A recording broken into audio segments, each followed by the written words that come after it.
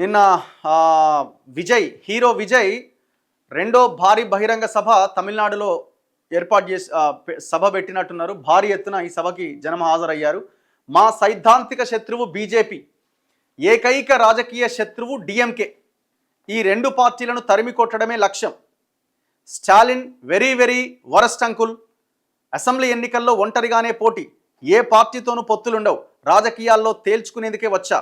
మధురై సభలో టీవీకే అధినేత విజయ్ నీట్ పరీక్ష రద్దు చేయాలి అని డిమాండ్. సభకు భారీ ఎత్తున ప్రజానీకం. కేంద్రంలో మూడోసారి ప్రధానిగా గెలిచిన మోదీ ప్రజలకు మంచి చేయడానికి అధికారంలోకి వచ్చారో లేక మైనార్టీ ప్రజలకు వ్యతిరేకంగా కుట్రలు కుతంత్రాలు పన్నేందుకు వచ్చారో అర్థం కావట్లేదు. ఇగో తమ సైద్ధాంతిక శత్రువు బీజేపీ అని, ఏకైక రాజకీయ శత్రువు డిఎంకే అని తమిళ వెట్రి కళగం టీవీకే అధినేత సినీ నటుడు విజయ్ ప్రకటించారు. వచ్చే ఏడాది జరిగే తమిళనాడు శాసనసభ ఎన్నికల్లో ఈ రెండు పార్టీలను తరిమి కొట్టడమే తన ప్రధాన లక్ష్యంగా పేర్కొన్నారు. గురువారం మదురై సమీపంలో జరిగిన పార్టీ ద్వితీయ మహానాడుకు భారీగా తరలివచ్చిన జన సందోహాన్ని ఉద్దేశించి యాక్చువల్గా అక్కడ ఒక వ్యాక్యూమ్ అనేది కనబడుతున్నట్టున్నది. ఎందుకంటే ఇప్పుడు అన్నా డిఎంకే పరిస్థితి అంత ఆగమాగా ఉంది. జయలలిత ఇది చనిపోయిన తర్వాత ప్రాంతీయ పార్టీలదే అక్కడ రాజ్యం. ఈ నేషనల్ పార్టీలకు బీజేపీకి కానీ కాంగ్రెస్ కానీ అక్కడ అంత అవకాశం ఉండదు. అక్కడ ద్రవిడ సైద్ధాంతికమైన అంశాల మీదనే చర్చ ఉంటుంది. ఎవరిని కూడా అక్కడికి రానియాలి. ఇప్పుడు హిందీ భాషని రుద్దడానికి ప్రయత్నం చేస్తే తిరుగుబాటే స్టార్ట్ అయింది అక్కడ.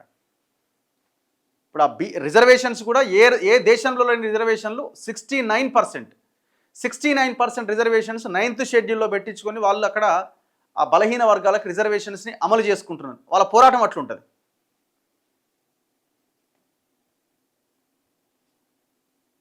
సో అక్కడ వాక్యూమ్ అయితే ఉన్నది. మరి ఈ స్పేస్ని విజయ్ ఎంతవరకు వాడుకుంటారు అన్నది చూడాలి.